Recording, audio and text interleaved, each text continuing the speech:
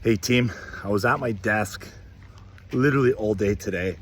I looked up, it was already getting pretty late in the day, and I realized I hadn't even been outside once, so I decided to go outside, take a walk, and make the video.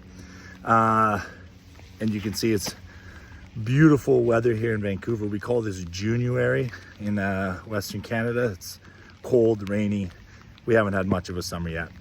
But today, first of all, I want to give a big shout out to the team, the RCD team, for 40 starts at Wells Fargo this week. That's fantastic. Good to see that momentum.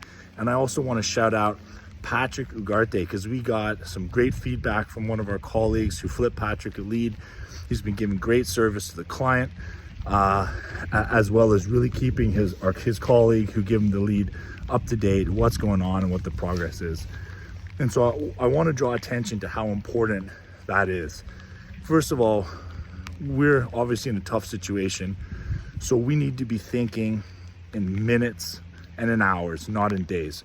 So when we get a lead, when we see that there's potential business there, how many minutes does it take for us to follow up? How many minutes does it take for us to pick up the phone and go after that business? So that's the first thing. It's a sense of urgency and speed.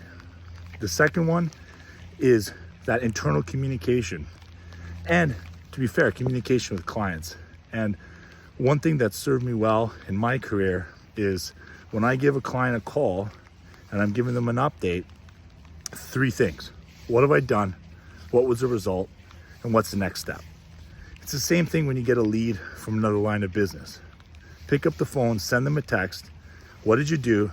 What was the result? What was the next step?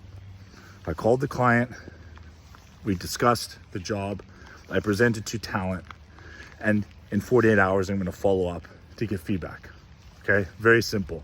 So, great job to Patrick, great job to the team for continuing to push hard. And let's continue. Number one, think in minutes and maybe hours, but definitely not in days. We've got to move fast. And number two, let's keep that internal communication open and really collaborate closely. Have a great weekend. See you next week.